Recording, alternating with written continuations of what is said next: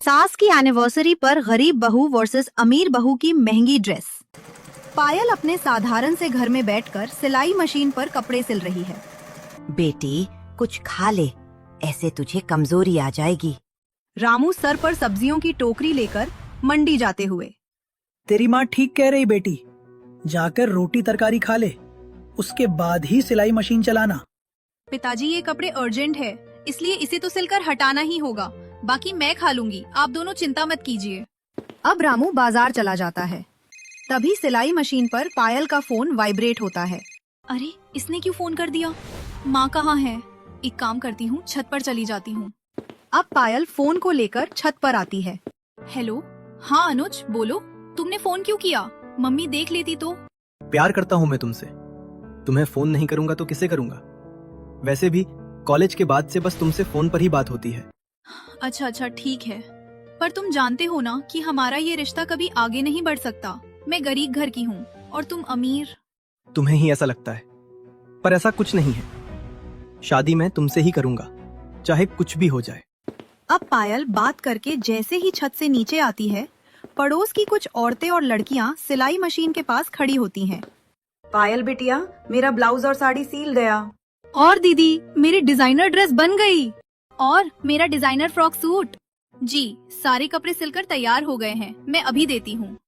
अब पायल अपने कमरे में जाती है और वहाँ से सबके कपड़े लाकर उनके हाथ में देती है। बिटिया बहुत अच्छी साड़ी बनाई है तुमने। मेरी डिजाइनर ड्रेस भी बहुत अच्छी है और मेरा ये फ्रॉक सूट भी बहुत अच्छा है। ये लीजिए आपके पैसे। अब जहाँ गोकुल नगरी में पायल नाम की गरीब लड़की जो कपड़े सिलकर पैसे कमाकर अपनी माँ बाप की आर्थिक रूप से मदद कर रही होती हैं, वही गोकुल नगरी में एक और परिवार रहता है, सिंघानिया परिवार, जो कि बहुत अमीर है और उनकी एक इकलौती लाडली बेटी भी है जिसका नाम तनीषा है। तनीषा को डिजाइनर कपड़े पहनने का काफी शौक है। मॉम डैड, मुझे पैसे दीजिए, मुझे अपने लिए डिजाइनर ड्रेस खरीदना है। फैन की बर्थडे पार्टी है। अरे तनीषा, 2 दिन पहले ही तुमने ड्रेस लिया था और अब फिर से तुम्हें डिजाइनर ड्रेस चाहिए। अरे उन्हीं ड्रेस को पहन लो ना। नो वे मॉम, आप जानती हो ना कि मैं अपने कपड़े रिपीट नहीं करती। ठीक है बेटा, लो मेरा क्रेडिट कार्ड ले लो, जितनी शॉपिंग करनी है उतनी शॉपिंग करो। Thank you so much dad. अब तनीषा मॉल से अपने लिए डिजाइनर कपड़े खरीदती है और अपने दोस्तों के साथ क्लब में बर्थडे सेलिब्रेशन करती है। अरे तनीषा, तुम हर दिन ऐसे स्टाइलिश कपड़े ही पहनती हो? हाँ अनुष्का, मेरे पापा बहुत बड़े बिजनेसमैन हैं और मैं अपने बिजनेसमैन पापा की इकलौती बेटी हूँ, इसलिए वो मेरे सारे शौक पूरे करवाते हैं। अच्छा है, तुम्हारी जिंदगी तो बहुत अच्छी है। आइए चलते हैं अब जानकी के रॉयल परिवार में, जिसे अपने बड़े बेटे की शादी करनी है। हॉल में बैठी जानकी जी, जिसने बहुत महंगी साड़ी पहनी है, गले में सोने के जेवर चमक रहे। सामने उसका बड़ा बेटा खड़ा है दूसरी, और उसका पिता नीलेश बैठा हुआ है। प्रदीप बेटा, तुम्हारी शादी की उम्र हो गई है, कब शादी करोगी? हाँ बेटा, अब तुम शादी कर लो। माँ पापा, मुझे आपके इस फैसले से कोई ऐतराज नहीं है।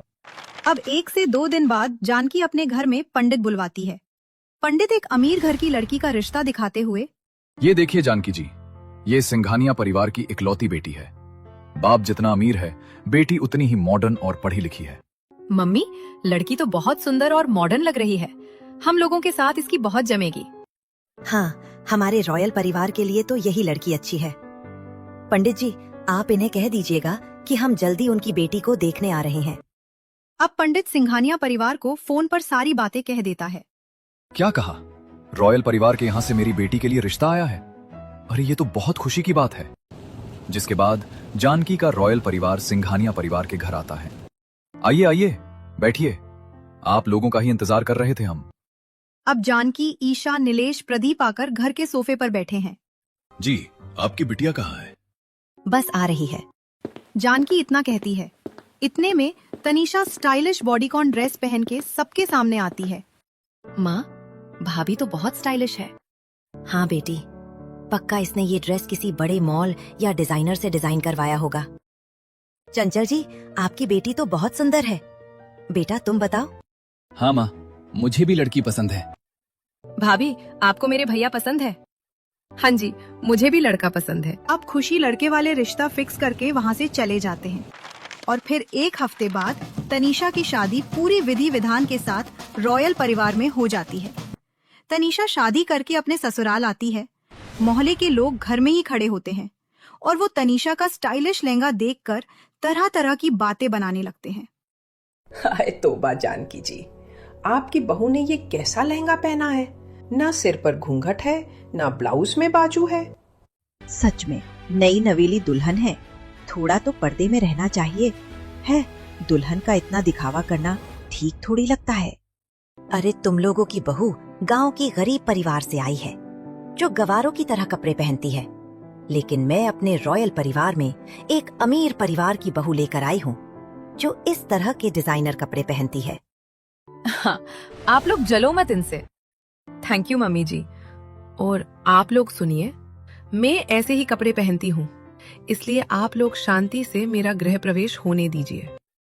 अब तनीषा कलश गिराकर घर के अंदर प्रवेश करती है। जाओ भाभी, आप अब आराम कर लो, आप थक गई होगी। अब तनीषा अपने कमरे में आकर स्टाइलिश नाइट ड्रेस पहनकर सो जाती है। अगले दिन सुबह तनीषा अपने हाथ में कई तरह के गिफ्ट बॉक्स लेकर अपने ससुराल वालों के सामने आती है। मम्मी जी, ये लीजिए, मेरी मम्मा ने आप सबके लिए ये गिफ्ट भिजवाया है। अब सब गिफ्ट खोलते हैं जिसमें तरह तरह के डिजाइनर ड्रेस होते हैं। बहू, मेरी ये साड़ी तो बहुत डिजाइनर लग रही है। ओ गॉड भाभी, आप मेरे लिए भी कितनी प्रिटी ड्रेस लेकर आए हो। अब सभी अपनी ड्रेस देखकर बहुत खुश होते हैं। वहीं अनुज अपना गिफ्ट लेकर अपने कमरे में आ जाता है और अपनी गर्लफ्रेंड पायल को फोन करता है। पायल चूल्हे पर खाना बना रही होती है। अरे अनुज, क्यों फोन कर रहे हैं? अभी तो मम्मी भी सामने बैठी हुई है। क्या हुआ बेटी, इतना क्यों घबरा गई? सब्जी में नमक नहीं डाला क्या? नहीं, वो मम्मी मेरी कॉलेज की फ्रेंड का फोन है, मैं बात करके आती हूँ। अब पायल अपने कमरे में आती है और वीडियो कॉल उठाती है, जहाँ अनुज बेड पर अपना गिफ्ट्स खोल रहा होता है। पायल, देखो, मेरी जो बड़ी भाभी आई है वो मेरे लिए कितना खूबसूरत ड्रेस लेकर आई है। ये गिफ्ट तो बहुत महंगा लगता है अनुज, तुम्हारी भाभी तो बहुत अमीर है। वैसे अनुज, ऐसे गिफ्ट तो मैं तुम्हें कभी नहीं दे पाऊंगी। मुझे तुमसे कभी कुछ नहीं चाहिए, मैं तो बस तुमसे अपनी खुशी शेयर कर रहा था। खैर छोड़ो, हटाओ ये बताओ, क्या कर रही थी तुम? मैं तो मम्मी के साथ थी, मुझे खाना बनाना है, मैं तुमसे रात में बात करूंगी। अब फोन रखकर अनुज परिवार वालों के पास आता है, जहाँ पूरा परिवार डाइनिंग टेबल पर बैठा होता है और नौकर सबको खाना सर्व कर रहे होते हैं। थैंक गॉड मम्मी जी, आपने घर में नौकर रख रखा है। मैं तो बहुत टेंशन में थी कि कहीं ससुराल जाकर मुझे काम ना करना पड़े। नहीं नहीं, मैं इतनी अमीर घर की लड़की इस घर में काम करवाने के लिए थोड़े ना लाई हूँ। तुम्हें तो मैं एक गिलास पानी भी खुद से ना पीने दूं। सही कहा, इस घर में सारे काम नौकर ही करते हैं। अरे ये तो बहुत अच्छी बात है, चलो फिर तो हम कहीं घूमने चलते हैं। ठीक है, हम लोग तो ऑफिस चले जाएंगे। तुम लोगों को अगर कहीं बाहर जाना है तो तुम बाहर घूम कर आ सकते हो। क्रेडिट कार्ड ले लेना मुझसे। थैंक यू पापा जी, मेरे पापा भी ऐसे ही मुझे अपना क्रेडिट कार्ड यूज करने को दे देते थे। अब तनीषा अपनी सास और नंद के साथ शॉपिंग करने मॉल में आती है और वो तरह तरह के डिजाइनर ड्रेस खरीदती है। ईशा, मम्मी जी शॉपिंग तो हो गई, चलिए ना मूवी देखने चलते हैं। हाँ हाँ, चलते हैं बहू। अब तनीषा अपने सास और नंद के साथ मूवी देखने आती है, जहाँ पर वो लोग पॉपकॉर्न खाते हैं, कोल्ड ड्रिंक पीते हैं और चिल करते हैं और फिर देर रात तक शॉपिंग करके सभी घर आते हैं। बहू आ गई तुम, बहुत लेट कर दिया तुम लोगों ने घर आने में। वैसे नौकर आज जल्दी घर चले गए हैं, उनके घर में कुछ काम था। खाना भी नहीं बना है बहू, जाओ तुम खाने का कुछ बना लो। एक्सक्यूज मी, मैंने आज तक खाना नहीं बनाया पापा जी, और ना ही मैं बना सकती हूँ। मम्मी जी जाइए, आप ट्राई कीजिए। अरे भाभी, मम्मी से तो नहीं हो पाएगा। अच्छा तो फिर तुम बना लो, मुझे खाना बनाना नहीं आता। मुझे तो बस पार्टी अटेंड करना और लोगों के साथ चिल करना पसंद है। घर गृहस्थी में नहीं संभाल सकती। हाँ हाँ, मेरी अमीर बहू को थोड़ी ना आता होगा ये सब। कोई बात नहीं ईशा, जाओ तुम ही बना लो खाना। अब तनीषा की ननद रसोई में जाकर पूरे परिवार के लिए खाना बनाती है। इसके बाद सारा परिवार खाना खाता है और वो अपने अपने कमरे में जाकर आराम करते हैं। इसी तरह कुछ महीने गुजरते हैं और अब जानकी अपने छोटे बेटे की शादी करने का भी फैसला करती है। बेटा अनुज, तेरे बड़े भाई ने तो शादी कर ली, अब तू भी कर ले। हमारे रॉयल परिवार की दूसरी बहू भी समय से आ जाएगी तो अच्छा रहेगा। हाँ बेटा, बोल तो हम कल ही पंडित को बुलवाएं घर पर। रुकिए पापा जी, मैं शादी करने के लिए तो तैयार हूँ, पर मैं अपनी पसंद की लड़की से शादी करना चाहता हूँ। क्या तू कब से लड़की पसंद करके बैठा है? घर में तो तूने इस बात की भनक भी नहीं पड़ने दी। कौन है वो लड़की? माँ, वो लड़की जब मैं कॉलेज करता था तो मेरे साथ ही पढ़ती थी। मैं तब से ही उससे शादी करना चाहता हूँ। अच्छा, तो उसके परिवार में लोग कितने हैं और वो क्या करते हैं? पापा जी, उनकी फैमिली गरीब है। पायल सिलाई करती है और पिता मंडी में जाकर सब्जी बेचते हैं। क्या भैया आपको ऐसी गरीब लड़की पसंद आई है? उसका तो कोई स्टैंडर्ड ही नहीं है। हाँ देवर जी, आप उस गरीब घर की लड़की से शादी मत कीजिए। मैं नहीं चाहती कि मेरी देवरानी कोई गरीब घर की हो। और फिर आप खुद ही देखिए, अगर हम दोनों देवरानी जेठानी साथ में बाहर निकलेंगे तो लोग कितनी बातें बनाएंगे कि जेठानी इतनी मॉडल और स्टाइलिश है और देवरानी इतनी भद्दी जिसे कपड़े पहनने का भी ढंग नहीं होगा। नहीं बेटा, उस गरीब घर की लड़की को इस घर में लाने की जरूरत नहीं है। हमारे रॉयल परिवार की इज्जत मिट्टी में मिल जाएगी। ठीक है, फिर आप लोग अपनी मान मर्यादा के साथ इस घर में रहिए। मैं उससे शादी करके वही शिफ्ट हो जाऊंगा। मम्मी जी, देवर जी तो गरीब लड़की के चक्कर में घर जमाई बनने के लिए भी तैयार हो गए हैं। ऐसा क्या जादू टोना किया है उसने? रुको बेटा, घर मत छोड़ो। और जानकी, तुमने वो कहावत तो सुनी ही होगी ना, जब मियाँ बीबी राजी तो क्या करेगा काजी। इसलिए हमारे बेटे को जिससे शादी करनी है करने दो। रहना तो वैसे भी इसको है, उसके साथ हमें थोड़ी। ये सुनकर जानकी तनीषा ईशा अपने दांतों को गुस्से से पीसने लगती है। ठीक है, कह दियो अपनी पसंद की लड़की से कि हम उसे देखने आ रहे हैं। अब अनुज फोन करके सारी बातें पायल को कह देता है। अब पायल भी अपने घर में सब कुछ बता देती हैं। बाप रे बिटिया, इतनी अमीर घर आने के लड़के को तू पसंद करती है? मैंने तो बहुत सुना है उस रॉयल परिवार वालों के बारे में। कहीं कल को उस घर में तेरे साथ अमीरी गरीबी का भेदभाव ना हो जाए। डर तो मुझे भी बहुत लग रहा है, पर भगवान जो करेंगे अच्छा ही करेंगे। आने दो लड़के वालों को। अब अगले दिन जानकी का पूरा परिवार पायल को देखने आता है। पायल की माँ लड़के वालों को बड़े ही प्यार से चाय नाश्ता देती हैं। पायल भी सिंपल सादे से सूट में सबके सामने चेहरे पर मासूमियत लेकर बैठी होती है। मम्मी जी, इस लड़की का तो कोई स्टैंडर्ड ही नहीं है। जरा इसके कपड़े देखिए, गरीबी की बदबू आ रही है। हाँ, सही कह रही हो बहू तुम, लेकिन क्या कर सकते हैं, तेरे देवर को यही मनहूस पसंद आई है। सुषमा जी, लड़की तो आपकी ठीक है, हमें पसंद है। आप लोग शादी की तैयारी कर लीजिए। जी ठीक है। वैसे आप लोगों ने कुछ खाया नहीं? नहीं, हम ये सब नहीं खाते पीते। जी, और मैं तो वैसे भी ब्लैक कॉफी पीती हूँ। कोई बात नहीं, मैं पी लेता हूँ। अब अनुज चाय पीता है और खुशी खुशी रिश्ता फिक्स करके परिवार वालों के साथ वहाँ से चला जाता है। अब कुछ हफ्तों में पायल पूरी विधि विधान के साथ शादी करके अपने ससुराल पहुँचती है। पायल जैसे ही कार से निकलती है, पड़ोस के लोग उसे देखकर, अरे ये देखो, जानकी के छोटे बेटे की बहू कितनी प्यारी है। सच में देखो, इसने कितने सलीके से कपड़े पहने हैं। चलो, जानकी के घर में एक बहू तो सलीके से रहने वाली आई। अब पायल घर की दहलीज पर पैर रखती है, जानकी चीढ़कर अपनी गरीब बहू की आरती उतारते हुए। अब आ भी जा, खरी क्या है। चलो, माँ हो गई गृह प्रवेश की रस्म, अब हमें आराम भी करना है। ये सब सुनकर पायल मायूस होकर अपनी नजरें नीचे कर लेती। तभी अनुज उसका हाथ पकड़ के, पायल, मायूस होने की जरूरत नहीं है, मैं हूं ना, चलो हम भी आराम करने चलते हैं। अब अगले दिन पायल सिंपल साड़ी पहनकर ससुराल वालों के पास आती है। ओ गॉड पायल, तुम्हारी ये साड़ी कितनी चिप क्वालिटी की है। तुम्हारे पास और कोई दूसरी ड्रेस नहीं है क्या? जेठानी जी, घर में तो मैं ऐसे ही सिंपल कपड़े पहनती हूँ। हाँ, तुम गरीब जो ठहरी। तुम्हारी जैसी गरीब लड़कियां अच्छे दिनों में ही अच्छे कपड़े पहन पाती हैं। उससे पहले ऐसे ही फटीचर बनकर घूमती है। खैर, मैं तो एक अमीर घर की लड़की हूँ और मैं हर दिन स्टाइलिश ड्रेस ही कैरी करती हूँ। तनीषा और पायल की ये बातें चली रही होती है कि तभी घर के नौकर घर से बाहर जा रहे होते हैं। अरे अरे माँ जी, आप नौकरों को निकाल रही हो क्या? हाँ, अब आ गई है ना ये गरीब नौकरानी, ये संभालेगी पूरा घर। अच्छा, ये आइडिया भी बुरा नहीं है। देवरानी जी की तो आदत होगी ये सब करने की। आखिर ये गरीब जो ठहरी। अरे जिम्मेदारियां निभाने से कोई गरीब थोड़ी ना होता है। कोई बात नहीं, मैं संभाल लूंगी सब कुछ माँ जी। अब पायल रसोई में आकर झूठे बर्तनों को धोती है और फिर अपने पूरे ससुराल वालों के लिए पकवान बनाती है और कुछ घंटे बाद उस खाने को डाइनिंग टेबल पर परोसती है। सभी लोग खाना खाते हैं। पायल, तुमने खाना बहुत अच्छा बनाया है। हाँ, खाना तो अच्छा है। अपना मुंह बंद करो प्रदीप। इस गरीब घर की लड़की के हाथ का खाना तुम्हें अच्छा कैसे लग सकता है? देखो जो भी है, पर खाना तो अच्छा ही बना है बड़ी बहू। शुक्रिया पापा जी। अब सब ये सुनकर जानकी, ईशा, तनीषा चिढ़कर खाना छोड़कर वहाँ से चली जाती हैं। अब इसी तरह 4 से 5 दिन गुजरते हैं और एक दिन ईशा डिजाइनर गाउन लेकर तनीषा के कमरे में जाती हैं। तनीषा भाभी, मेरी हेल्प कर दो।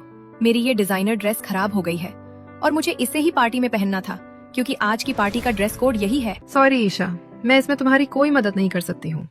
तभी कमरे के पास से गुजरती पायल अंदर आकर, ईशा लाओ, मैं तुम्हारी ये ड्रेस ठीक कर देती हूँ, मुझे सिलाई का काम आता है। रहने दीजिए, मुझे आप जैसी गरीब भाभी से अपनी ड्रेस ठीक नहीं करवानी। पहले तो आप मेरे भाई को अपनी मीठी मीठी बातों में फंसा चुकी हो और अब आप मुझे फंसाना चाहती हो। नहीं, ऐसा कुछ नहीं है, मैं बस तुम्हारी मदद कर रही हूँ क्योंकि मुझे सिलाई का काम आता है। बेशक से तुम मुझसे कभी अच्छे से बात मत करना, पर लाओ अभी मैं तुम्हारी ये ड्रेस ठीक कर देती हूँ। अब ईशा ड्रेस पायल को देती है।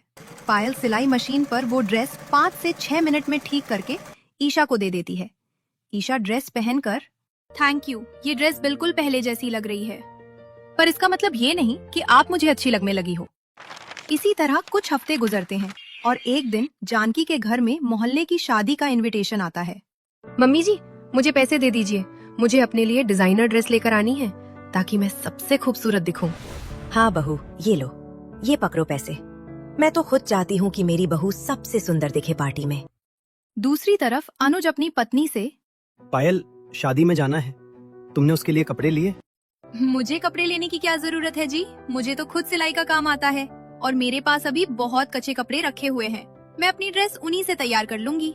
ठीक है, फिर भी तुम ये पैसे रखो। अब पायल सिलाई मशीन पर बैठकर अपने लिए ड्रेस सिलना शुरू कर देती है। दूसरी तरफ तनीषा मॉल से अपने लिए ब्लैक कलर की एक स्टाइलिश बॉडी फिटिंग ड्रेस खरीदती है। इसके बाद पलार में जाकर अपना मेकअप भी करवाती हैं। अच्छे से टचअप करना मेरा, ताकि मैं अपनी गरीब देवरानी से ज्यादा सुंदर लगूं। अब 2 दिन बाद पूरा परिवार मोहल्ले की शादी में जाता है। शादी में आए लोग तनीषा का स्टाइलिश कटा फटा ड्रेस देखकर, अरे बाप रे, जानकी की बहू ये कैसे कपड़े पहन कर आई है पार्टी में, पूरा शरीर दिख रहा है। सच में देखो कैसे नंगी टांगे नजर आ रही है। इसकी तो बाजू भी नहीं है, सीना भी दिख रहा है इस कपड़े में। सच में जानकी, ये तेरी बहू कैसे कपड़े पहनकर आई है? बहू कपड़ा कम पड़ गया था तो हमसे मांग लेती। अरे तुम लोगों को फैशन के बारे में पता ही क्या है? आए बड़ा कपड़ा देने वाले। अरे स्टाइलिश कपड़े ऐसे ही होते हैं, बसंती। जानकी इतना बोलती है तभी जानकी की गरीब बहू सबके सामने आती है, जिसने सुंदर ब्लैक कलर की साड़ी पहनी हुई होती है। ये देख जानकी, तेरी छोटी बहू ने कितनी सुंदर साड़ी पहनी है, गला भी कितना खूबसूरत है। सच में पायल, बहू तुम्हारी ये काली साड़ी तो बहुत अच्छी लग रही है और इसके ऊपर जो ये चमचमाती हुई गोल्डन कढ़ाई है, ये तो और भी ज्यादा खूबसूरत है। देखो जानकी, इसे कहते हैं सलीका, जो तुम्हारी बड़ी अमीर बहू में नहीं है, पर छोटी गरीब बहू में कूट कूट कर भरा है। मम्मी जी, आप मुझे किन गंवारों के बीच लेकर आ गई हैं? इनके पास तो ड्रेसिंग सेंस ही नहीं है। अब गुस्से से तनीषा पार्टी से वापस आ जाती है। कुछ देर बाद घर के बाकी सदस्य भी पार्टी से एग्जिट हो जाते हैं। इसी तरह कुछ हफ्ते गुजरते हैं और एक दिन तनीषा रात को घर के टेरेस पर अपने फ्रेंडों के साथ पार्टी कर रही होती है, जहां गलती से पायल पहुंच जाती है। तनीषा, ये कौन है? सच में ये गवार कौन है जिसने इतने भद्दे भद्दे पकड़े पहने हुए हैं? अरे ये इस घर की नौकरानी है गाइस, गरीब नौकरानी, जिसे पकड़े पहने का सेंस नहीं है। ये सुनकर पायल की आंखें नम हो जाती है और वो वहां से चली जाती है। इसी तरह कुछ हफ्ते गुजरते हैं और फिर घर में जानकी और नीलेश की शादी की एनिवर्सरी आती है। सभी लोग तैयारी में जुड़ जाओ, मम्मी और पापा की एनिवर्सरी आने वाली है। अरे अब हमारी उम्र है ये सब मनाने की। पापा, मम्मी, खुशियाँ सेलिब्रेट करने के लिए उम्र नहीं देखी जाती, इसलिए हम लोग आपका एनिवर्सरी सेलिब्रेट करेंगे। हाँ, अब हमारी सासू माँ की एनिवर्सरी भी सेलिब्रेट होगी और हम उन्हें अच्छे अच्छे गिफ्ट भी देंगे। हाँ बहू, मुझे पता है कि तुम मुझे कुछ महंगा ही खरीद कर दोगी। बाकी अपनी गरीब बहू से मुझे कोई उम्मीद नहीं है। मैं तो कहती हूँ कि छोटी बहू, अगर तुम्हारे पास पैसे हो तभी मुझे कुछ देना, वरना मत देना। जी माँ जी। अब दोनों ही बहू अपने पति के साथ गिफ्ट लेने के लिए मार्केट में आते हैं। तनीषा बड़े बड़े मॉल में जाती है जहाँ उसे कुछ भी पसंद नहीं आता। अरे तनीषा, कुछ अच्छा सा लेकर खत्म करो ना, तुमने तो मुझे परेशान कर दिया है। चुप करो, मुझे कुछ ऐसा लेना है जो किसी ने अपनी सास को ना दिया हो, फिर वो कितना ही महंगा क्यों ना हो। तनीषा इतना बोलती ही है कि तभी मॉल में उसकी नजर एक पिंक कलर के डिजाइनर साड़ी पर जाती है। मिल गया प्रदीप, मैं ये खरीद रही हूँ। इतना महंगा? ये तो पूरे 5 लाख का है। हाँ, पर मुझे यही चाहिए। मैं अपने पैसे से ले रही हूँ, तुम्हें क्या। दूसरी तरफ पायल अपने पति के साथ साड़ियों की दुकान में होती है। पायल, तुम्हें कुछ पसंद आया? हाँ, मुझे ये साड़ी पसंद है। ये ग्रीन कलर की साड़ी जिस पर बारीक मोतियों की कढ़ाई है। जरा इसका दाम पूछना। जी, ये साड़ी 1 लाख की है। क्या 1 लाख? ये तो बहुत ज्यादा है। सुनिए जी, आप इस साड़ी की तस्वीर खींच लीजिए। इसे मैं अपने आप ही तैयार कर लूंगी सिलाई मशीन पर। अब अनुज फोन में उस साड़ी की फोटो खींच लेता है। इसके बाद पायल बाजार आकर साड़ी को डेकोरेट करने के लिए कई तरह की बारीक मूर्तियाँ, सितारे खरीदती है। दूसरी तरफ ईशा मोहल्ले में सबको इनविटेशन कार्ड देती है, जिसमें एक फैशन डिजाइनर भी होती है। आप मेरी मम्मी की एनिवर्सरी में जरूर आएगा। अब दोनों ही बहू एक एक करके सामान खरीद कर घर आती है। पायल घर जाकर सिलाई मशीन पर अपनी सास के लिए साड़ी सिलना शुरू कर देती है। अब सारी रात सिलाई मशीन चलाने से पायल की आंखें भारी हो जाती है और गलती से पायल का हाथ सी के नीचे आ जाता है। माँ। पायल, क्या कर रही हो तुम? छोड़ो, इसे नहीं चलाना सिलाई मशीन। थोड़ा सा रह गया जी। अब पायल पट्टी बांध के अपनी सास के लिए डिजाइनर साड़ी सिलने लगती है। अब कुछ दिन बाद अमीर और गरीब बहू की सास का एनिवर्सरी आता है। मोहल्ले के सभी लोग इस पार्टी में शामिल होते हैं, जहां जानकी और नीलेश स्टेज पर खड़े होकर एक दूसरे को डायमंड रिंग पहनाकर मेज पर रखे केक को कट करते हैं। ये देख सभी लोग तालियां बजाते हैं। अरे बहू, तुम्हारी सास की एनिवर्सरी तो हो गई, पर तुम लोगों ने कोई गिफ्ट नहीं दिया। सूखा सूखा लग रहा है सब। हाँ, तोहफा देना तो बनता है। बसंती इतना कहती है, तभी दोनों बहू अपने हाथ में महंगी ड्रेस लेकर वहाँ हाजिर होती हैं। अरे रुकिए रुकिए, तोहफा भी है। मम्मी जी देखिए, ये महंगी ड्रेस मेरी तरफ से आपके लिए। हैप्पी एनिवर्सरी मम्मी जी। और माँ जी, मेरी तरफ से आपके लिए ये ग्रीन खूबसूरत एम्ब्रॉयडरी साड़ी। हैप्पी एनिवर्सरी माँ जी। अब तनीषा की ड्रेस देखकर मेहमान, बाप रे, ये अमीर बहू ने अपनी सास को कैसी साड़ी दी है। कहने को महंगी है, पर 50 साल की औरत पर ऐसे कपड़े बिल्कुल अच्छे नहीं लगते। बूढ़ी घोड़ी लाल लगाम। बताओ भाई, ये भी कोई कपड़े हुए? कितना चुस्त है ये साड़ी। सच में, और बाजू भी देखो, हवा में लहरा रही है। इससे अच्छी ड्रेस तो गरीब बहू ने दिया है। देखो कितनी प्यारी साड़ी है, बाजू भी फूल है और कढ़ाई भी कितनी खूबसूरती से की गई है। हाँ, एम्ब्रॉयडरी वाली साड़ी तो बहुत महंगी होती बहू। ये कितने की मिली, बताना जरा। जी, ये साड़ी तो मैंने खुद सिलकर तैयार किया है। तभी वहाँ पर आई एक फैशन डिजाइनर। पायल के साड़ी को देखकर, एक्सक्यूज मी, क्या सच में ये साड़ी आपने तैयार किया है? जी, मुझे सिलाई कढ़ाई का काम आता है, तो मैं कपड़ों पर कई तरह की कारीगरी कर लेती हूँ। अनबिलीवेबल, आज तक हमारे इंडस्ट्री में किसी ने इस तरह की खूबसूरत साड़ी तैयार नहीं की है।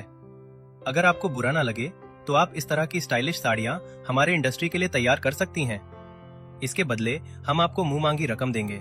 जी, ये तो मेरे लिए एक गोल्डन अपॉर्चुनिटी है, तो मैं ये काम करने के लिए तैयार हूँ। अब पायल एक डॉक्यूमेंट पर सिग्नेचर करती है, जिसके बाद फैशन डिजाइनर वहाँ से चली जाती है। वही जानकी और उसकी अमीर बहू को आज पहली बार एहसास होता है कि जो काबिलियत उनकी गरीब बहू में है, वो काबिलियत इस घर में किसी के अंदर नहीं है। बहू, तुमने अपने हाथों से मेरे लिए ये खूबसूरत साड़ी तैयार किया है। एक सेकंड बहू, तुम्हारे हाथ में तो पट्टी बंधी है। इसका मतलब तुमने ये सब जख्मी हाथों से किया? जी माँ जी, मैं बस आपको खूब खुश करना चाहती थी। बहू, आज तुमने मेरा दिल जीत लिया है। वैसे देवरानी जी, आज मुझे भी एहसास हो गया कि मुझसे ज्यादा फैशन सेंस आपके अंदर है। इसलिए आज से मैं भी अपने कपड़े आपसे ही डिजाइन करवाऊंगी। इस दिन के बाद से पायल को घर के सभी सदस्य प्यार करने लगते हैं और वह एक बहुत बड़ी फैशन डिजाइनर इंडस्ट्री में काम भी करने लगती हैं।